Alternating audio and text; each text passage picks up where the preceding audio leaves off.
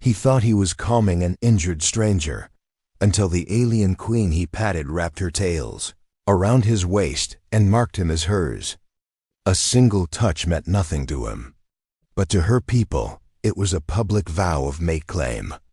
Halcyon Wharf looked honest from a distance. White sails, salt spray, voices braided with barter. Close up, it smelled like old engines and wet rope, and the particular fear of people who couldn't go anywhere else. Evelyn Thorne drifted the edges of the crowd with her dragons shadowing her knees, ashwing, bronze, and heat haloed. Lumen, pale and calm, a slow lantern in the morning mist. She'd come to find a broker who dealt in lost things. Instead, she found a crown trying not to bleed.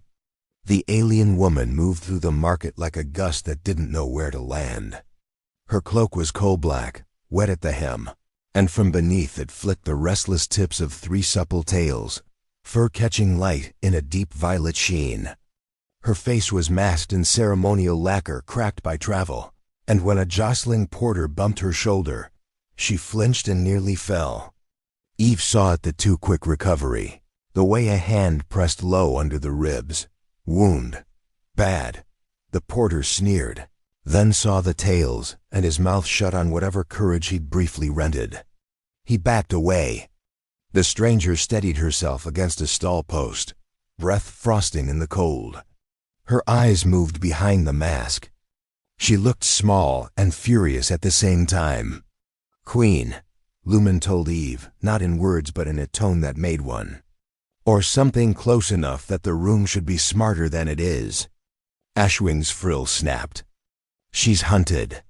"Not today," Eve murmured, and angled closer. That was when he walked into the story. A human in a patched jacket with sea salt stiff in the cuffs, dark hair going to curl in the damp. He had the look of someone who fixed things for people who got blamed for breaking them. Careful hands, square shoulders, eyes that checked doorways without deciding they were threats. He saw the woman stagger and didn't see the danger that followed her like a rumor.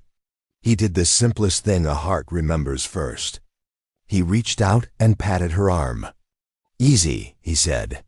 "You're hurt." "Can I?" It happened faster than breath. She spun toward him, not quite a whirl, more like a tide pulling around a rock, and her tails wrapped his waist as if they'd been waiting for him. The nearest tail flicked once beneath his jacket hem. The second coiled snug at his lower back. The third rose and touched the hollow of his spine with the trust of a sleeping creature, choosing where to lay its head. Then she bit him swift, precise just under the thumb, a shallow crescent that bled the smallest bright bead, and sealed it with a press of her tongue. He stared at his hand, stunned. "What?" The mask inclined. The voice behind it was low, silver-edged, the kind queens use when they want a room to understand the room is wrong. "You touched me in public," she said. "In my house that means you accept being seen with me. In my house that means you accept being mine." He blinked. "I was just helping you not hit the deck." "Help is witnessed," she replied. "And witnessed help is a vow." A circle opened around them as the market's instincts caught up. Words tumbled in pocket: superstition, law, the old salt stories of coastal clans who took mates with scent and blood, and the wrapping of tales where the spine meets breath. Eve felt the room pivot. To the Queen's people, a touch like that was a declaration. To almost everyone else, it was comedy ready to turn into a knife. The human swallowed. "Okay, let's slow down. My name is Colehart." Something in the Queen's shoulders eased minutely. "Leary," she said. "Of the Crown Tide." A beat. "Queen, for those who require titles to follow the truth." Eve watched the space above them, not the words. 4 men on the balcony of the Crane House had ceased pretending to work. 2 were the cut-of palace wardens under civilian coats. 1 had a cum bead tucked in his collar. "We've become interesting," she told her dragons. "We were always interesting," Ashwing said, delighted. "Now we are also loud." Lumen pressed closer to Eve's shin. "She bleeds inside. If she falls, The market will trample love into law without meaning to. Eve stepped in. "Cole," she said, voice warm, ordinary. "That cut needs a clean. Your friend needs a wall at her back and fewer eyes." He looked up, grateful like a man who just realized the tide was bigger than his boat. "You saw that too." "Hard to miss," Eve said. "You come with me, or every rule in this square is about to learn you exist." Leary's tales did not release him. If anything, they settled more completely, as if deciding the exact shape of him. "He is already claimed," she said. "Where he goes, I go." "Convenient," Eve replied. "Because where you go, trouble is already setting a table." They threaded the stalls. The circle around them moved like a jealous mouth, closing and opening. Eve kept herself and two dragons between Cole and the crane house. Ashwin's heat drew attention. Lumen's halo made people glance away, as if decent. Under the awning of a shuttered tea hall, Leary sagged against a timber post. The mask tilted. Her breath hitched. "Let me see," Cole said softly. She hesitated. In another life, it might have been pride. Here it was reflex born of being hunted for long enough that help came with contracts attached. He held up both hands. "No more vows," he said. "Just bandages." A small laugh escaped behind the lacquer surprise, helpless, alive. She loosened her cloak. The wound cut diagonal under the ribs, sealed badly with clear resin, the kind smugglers used when they didn't expect to be loved enough to be stitched properly. The edges were angry. The Queen's hand hovered near the seal, as if she could will pain to obey her. Cole stripped his jacket, bunched it, and used the clean lining to apply pressure. "Who did this?" "People who think a crown is a leash," Leary said. "People who believe a queen does not choose. She is chosen. And if she disagrees, she is corrected." Eve scanned the street mouth. The men on the crane house had vanished. The crowd's sound took on the low sawtooth of a rumor finding money. "Wardens are flanking," she said. "We have 2 minutes before a public arrest becomes the cleanest solution to a messy feeling." Leary's tails twitched, the tip of one brushing Cole's pulse. "They cannot arrest a queen. They can shoot a story and call it stability," Eve replied. Cole looked down at Leary's claim mark on his hand, at the tails warm against his spine. His voice was half humor, half wonder. "Do I get a say in this?" "You did," Leary said simply. "And you used it." He considered that. "Okay, then I say we survive together now, and we argue about definitions when no one's aiming at us." Lumen's head lifted. "They are aiming at us." "Back door," Eve said. Now, the tea hall's inner corridor smelled like steeped leaves and damp wood. Eve shoved through the kitchen, shouldered a fire exit, and they spilled into a narrow lane crowded with laundry lines and the broken bones of old crates. Ashwin coiled at the alley mouth, a bronzed barricade with opinions. "Where?" Cole asked, steady now that motion existed. Eve pointed to a stair rising to a flat roof with a view of the marshalling yard and the old lighthouse beyond. "Up. The only people who look up in this town are poets and snipers. I know which ones I can talk to." Leary's tails tightened before they loosened, a brief warning that she decided not to use. "If you betray him," she told Eve without drama, "I will take down whatever you love first." "Noted," Eve said, and respectfully returned. They climbed. The roof gave them a square of gray sky and the cold eye of the sea. Winds knifed around chimney pots. Eve set Leary with her back to the parapet, Cole kneeling to rewrap the quick bandage. Ashwin watched the yard. Lumen studied the harbor mouth. Eve counted heartbeats. Wardens fanned into the lane below like ink in water. A tall man in an unmarked coat looked up without looking up and touched his cum. Leary's hand closed over Cole's wrist. The pressure wasn't pain. It was a decision. "Listen to me," she said, and the mask turned so he could see his reflection, a human who hadn't planned to matter. If they take you, they own the story. If they take me, they own my people. We solve both problems by walking into their teeth together. With what leverage? Eve asked. Leary's eyes lit behind the lacquer, sea storm bright. With the one thing they cannot afford to shoot, which is... Leary lifted Cole's bitten hand to the light. The crescent mark glowed faintly, reacting to the cold air. The tails at his waist tightened with a promise that felt like a line pulled taut between bodies and law. A public bond, she said. You touched a queen in the open. I accept it in the open. My house does not recognize arrests that break a formal claim. And if your house says the claim is invalid? Eve asked. Leary tilted her head toward the sea where the lighthouse stood dark as a closed eye. Then we climb higher and make the sky our witness. Below, boots hit the stair. On the roof, the wind chose a side and blew their hair toward the water. Cole stood and offered Leary his hand again. Not pat, not comfort, not accident. Choice. Her tails rose, answering like a living oath. Time to be seen, Eve said. The door to the roof began to open.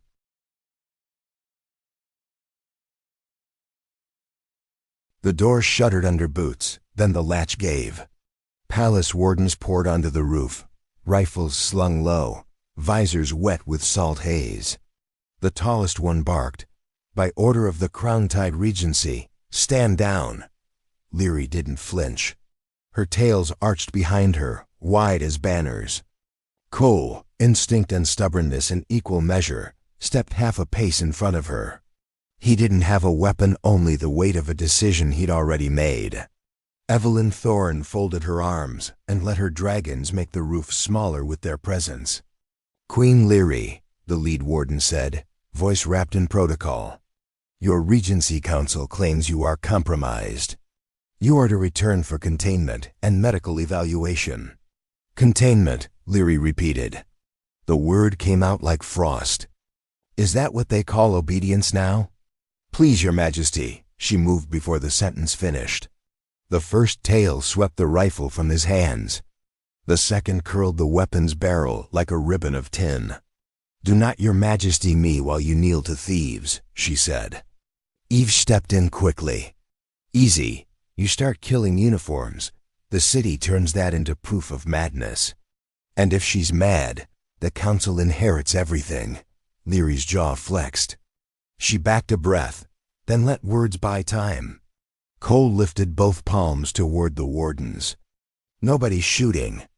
She's bleeding and scared, and you're following orders written by someone who wants her dead. The commander hesitated. And who are you, human? Apparently? Cole managed a shaky grin. The Queen's mistake. Laughter didn't come, but the pause was enough. Eve slipped between ranks, tugging Cole by the elbow, guiding Leary toward the ladder that led to the next roof. Move, she hissed. They won't fire through the dragons. Ashwing dropped. To the parapet, tail sweeping the first volley of rounds into the sea air. Lumen threw a halo over the alley white, blinding, harmless but dazzling. When sight returned, the fugitives were gone. They reached the lighthouse before dusk. The building had been sealed since before the Crown forbade the sky. Its lamp was a dead metal heart. Eve's key, a strand of light from Lumen's core, melted the rust from the lock. Inside, the air smelled of salt and thunder long stored. Cole set Leary against the wall, rewrapping the bandage with strips torn from his own sleeve. If I'd known patting you would start a revolution, I'd have asked first. You would have, and that's why the gods like you, Leary murmured. Most men ask after they've already taken, he snorted. I just patched a fuel line and made you mad at your entire government. Then we are even. Eve watched them with quiet fascination. You realize, she said, if your people see that bite mark glow again, they'll call it divine. Leary turned her hand palm up. They already are. A rumor that the Queen has chosen outside her species travels faster than her guards. Cole met her eyes. Then what happens now? We make it true. she said simply. Eve blinked. That's not survival, that's escalation. Leary pushed away from the wall. It's protection. A false claim is treason. A fulfilled claim is law. She faced Cole squarely. They can't kill you if you are bound to me. And if I don't want to be? Her expression softened for the first time. Then I release you when we live through tonight. Cole hesitated, then held out his hand. Let's live through tonight first. Eve climbed a spiral stair, dragons ghosting behind her. The lamp chamber opened to a sky gone strange ribbons of aurora unraveling like a living tapestry. She spoke without turning. You sure the veil won't fry us? Ashwing rumbled.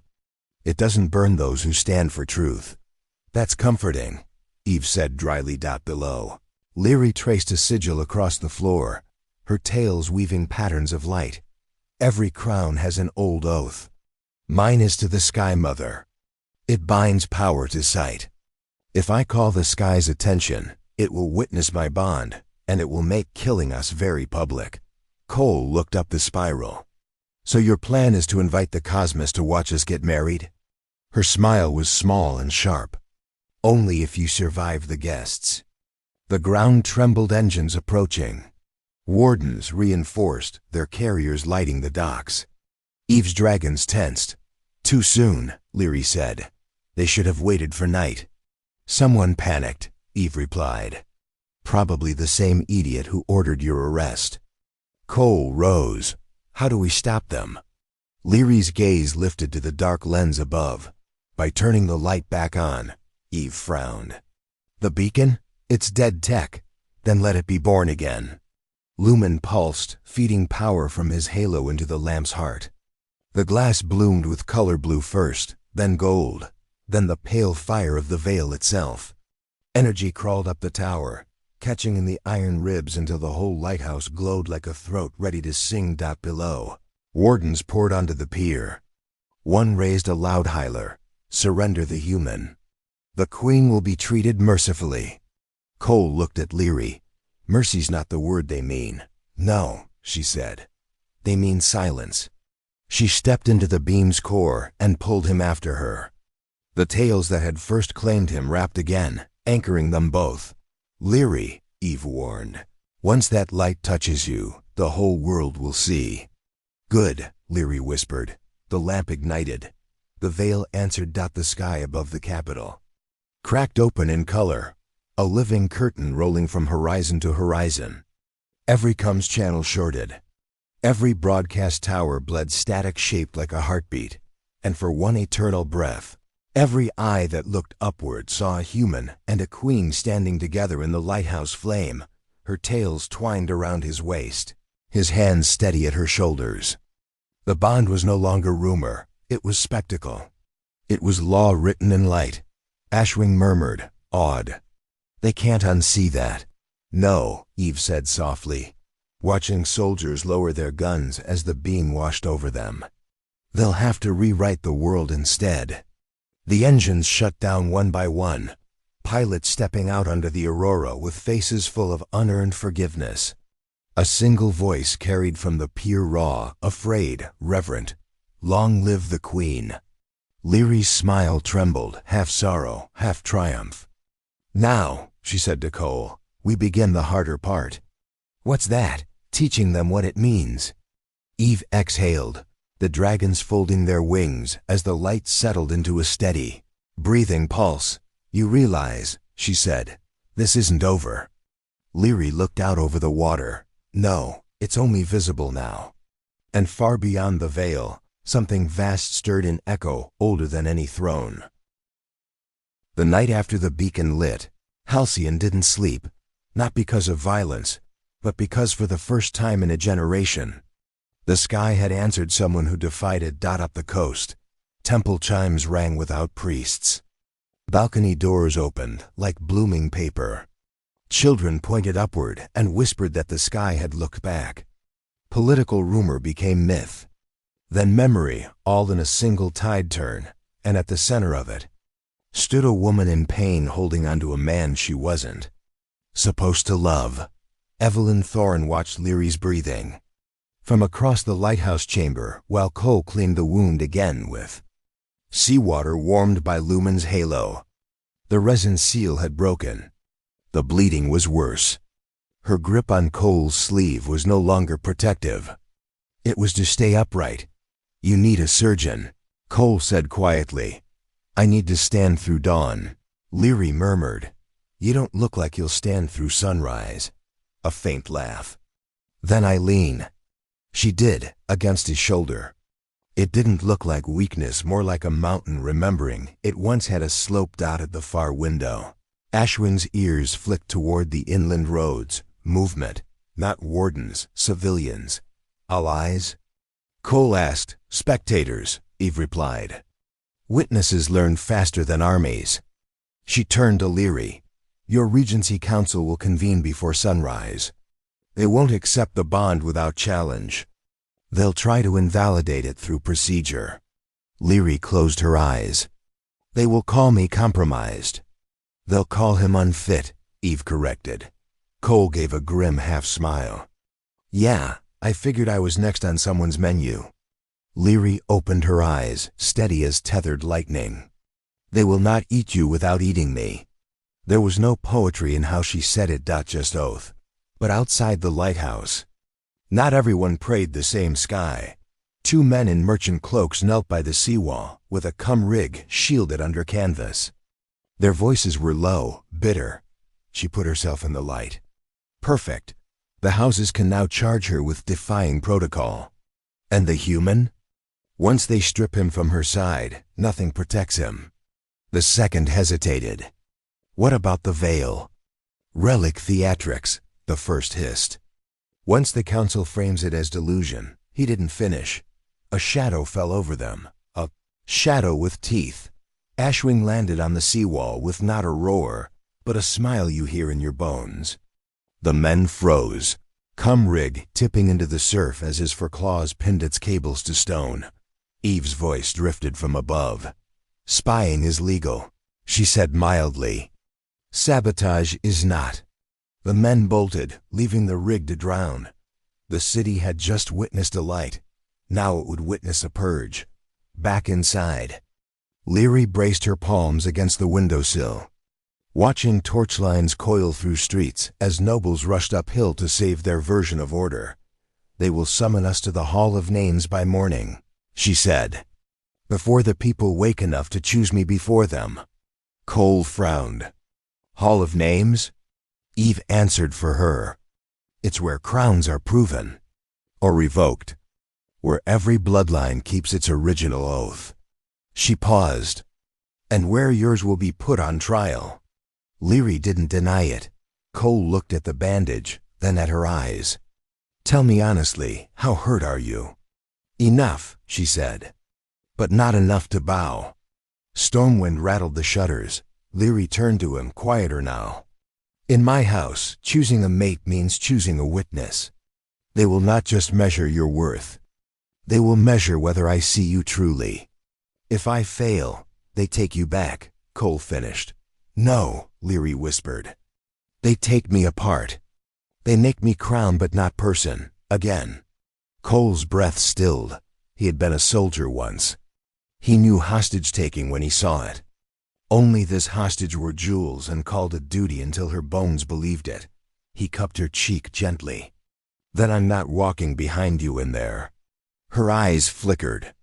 "You would stand beside me before a council that intends to tear you apart?" "I would rather be torn apart than watch them hollow you out." Silence took the room, not empty silence. Gravity silence. That was when Leary's posture cracked, not regal, not brittle, but human for the first time. "You do not know what it costs to stand with me," she said. "I don't need to," Cole replied. "I just need to take the first step, and then the second." Her inhale trembled. "Most men take the first. None have ever taken the second." "Then they weren't loving you," Cole said softly. "They were bargaining with your crown."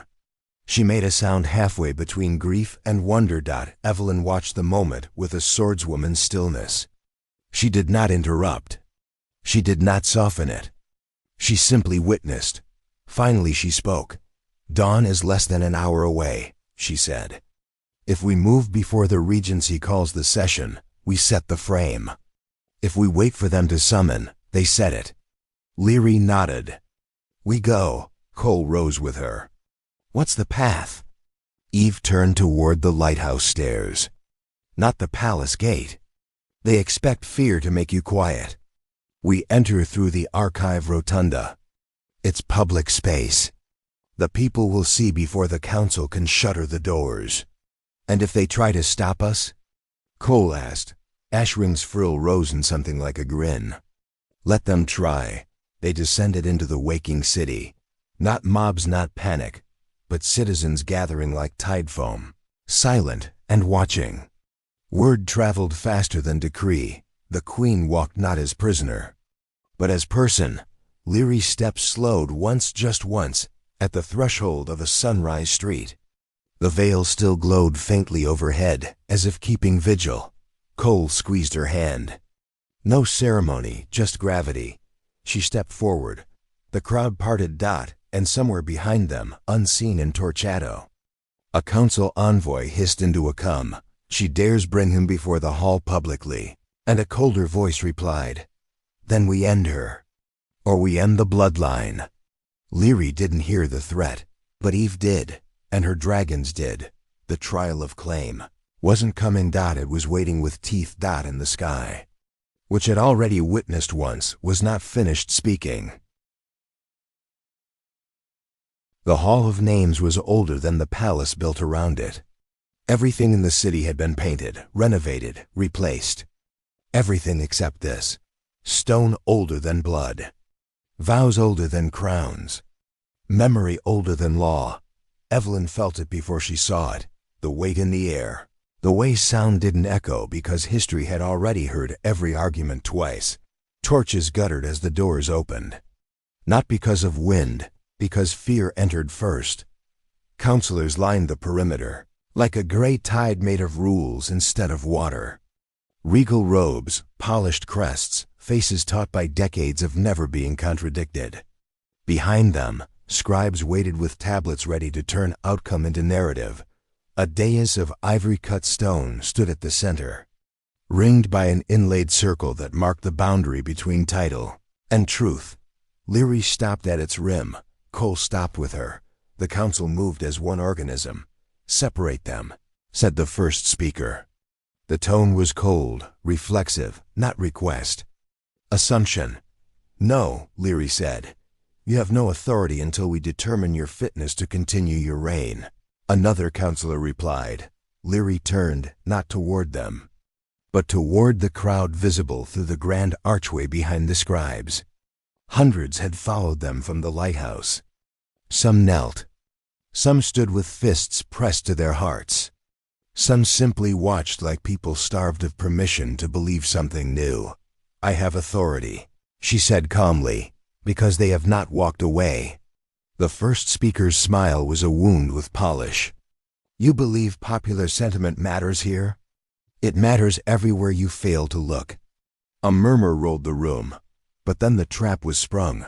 The speaker lifted a palm-scale slate and read, per Article 7, a royal claim made, while the claimant is deemed mentally compromised, is void until a purification ruling is completed. The human must be separated until the Queen's state is verified. Cole stiffened. Purification? Eve's eyes narrowed. Isolation chamber. Thought-breaking by ritual. They call it cleansing. It's obedience.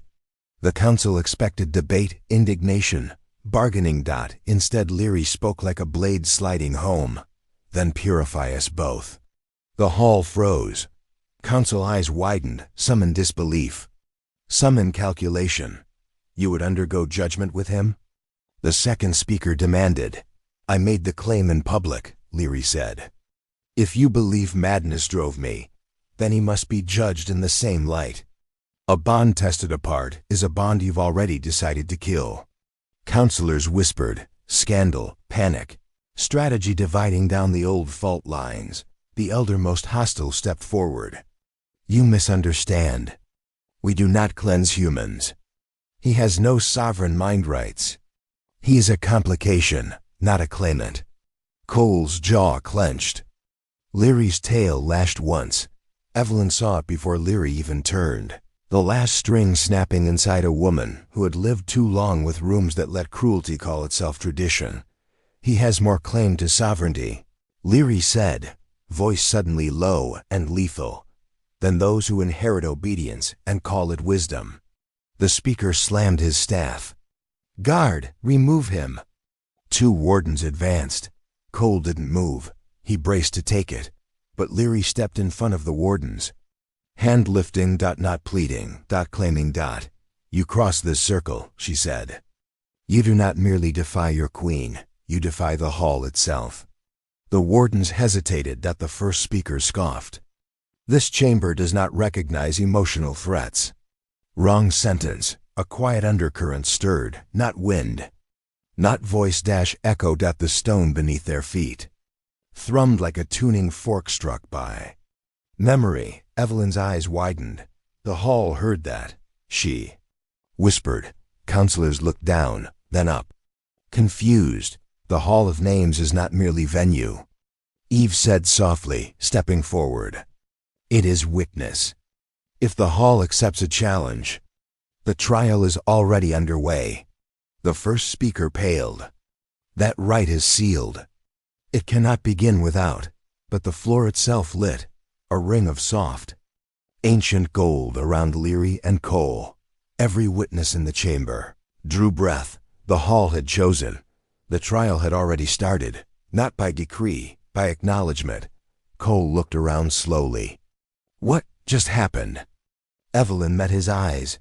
You didn't step into her politics, she said. You stepped into her lineage. Leary's breathing was unsteady, but her voice held steady iron. Now the council cannot remove him. And why is that? The speaker demanded, dread cracking his voice. Eve answered, because once the hall invokes acknowledgement, a claim can only be broken in one of 2 ways. She held up 2 fingers. Death. Her second finger lifted, or consent. Silence. Fell like iron. Cole looked at Leary. Leary looked at Cole. Neither moved. Neither consented. Bond was no longer procedural. It was living oath. Speaker's composure fractured. This is illegal. It is older than your laws, Eve said. You can't let a mistake bind a kingdom. A mistake? Leary echoed, turning back to him, for the first time. She removed her mask. The room drew in a breath. She wasn't merely regal. She was radiant. Grief-scored and wildfire bright. A truth no panel could cage. I was a mistake, she said quietly. To you, I was only useful if I stood alone.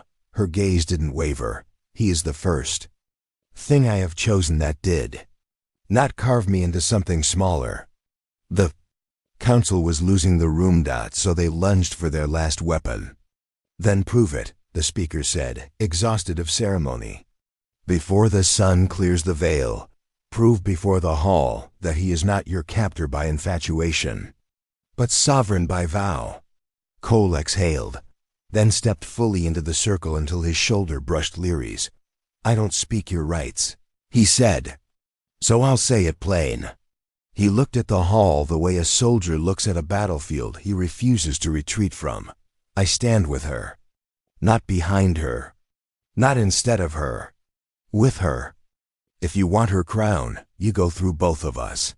The hall shivered. This time the glow rose not from floor, from sky. The veil outside brightened, filtering into the hall through its high-cut arches, as though the heavens themselves had leaned down to listen. The council's last plan died in silence, and the sun, just touching the horizon, had not yet completed its climb. The trial was not finished, but it was no longer theirs. The Hall of Names stood utterly still, not by command, not by fear, but by witness. The veil's light poured through the high arches and ribbons, white braided with violet and blue, brushing stone, cloth, and skin. Every face in the chamber reflected it. Every crest embroidered with history flickered beneath a truth older than dynasties.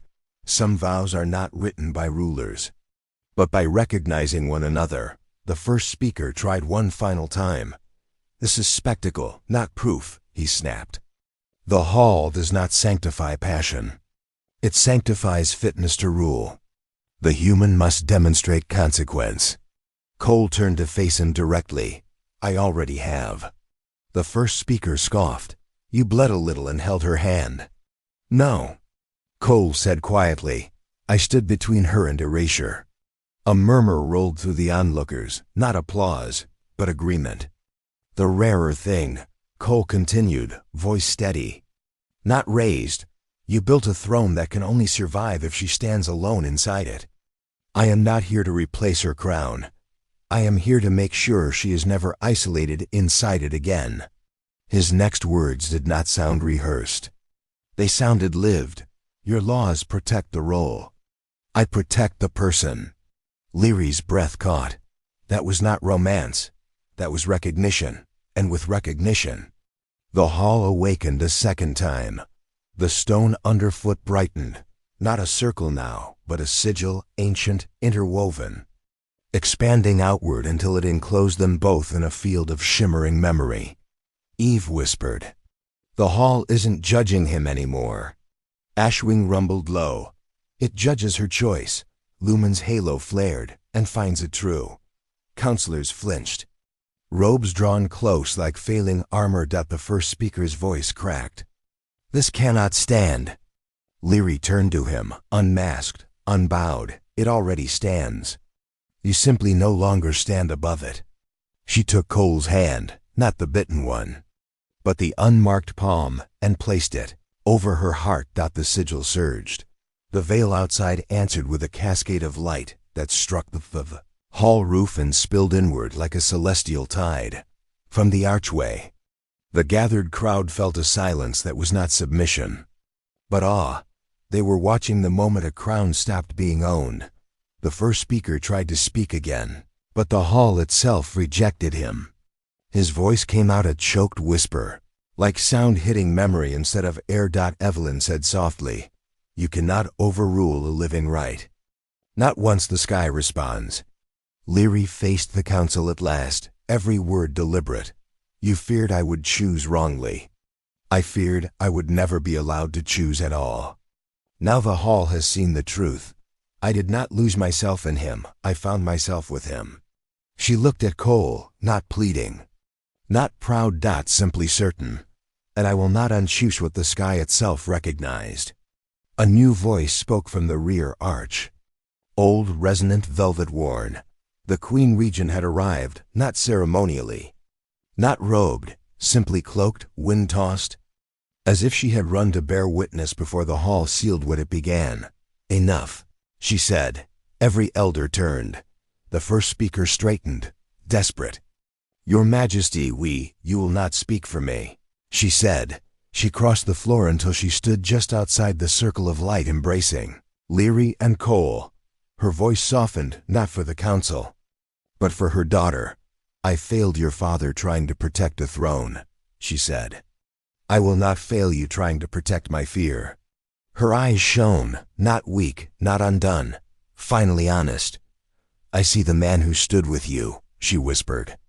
"And I see the queen you are beside him, not smaller, but freer." She turned slowly to the council. "The claim stands." No thunderclap, no decree roll, just the quiet fall of a verdict that toppled every argument built against it. The hall completed its seal, a slow, luminous breath. The rite was finished, not by force. By being witnessed. The first speaker crumpled inward, defeated. Other counselors lowered their eyes. The crowd outside surged, not in riot, but in relief. Like a city finally told yes instead of silence. Leary released Cole's hand only to take it again, this time fingers interlaced. Future rather than reaction. Cole drew in a shaking breath he didn't realize he'd been holding. "So, we live?" Leary smiled, small, impossible, bright. "We begin." Ashwing lifted his head in quiet triumph. Lumen rested his halo across the flagstones like benediction. Evelyn, who had spent a lifetime navigating broken crowns, exhaled a rare thing: peace. If this story stayed with you, stay with us. Subscribe for more HFY tales where humanity is not feared, but chosen, and where love rewrites the laws written to cage it. The next world awaits, so do the next hearts brave enough to stand beside one another.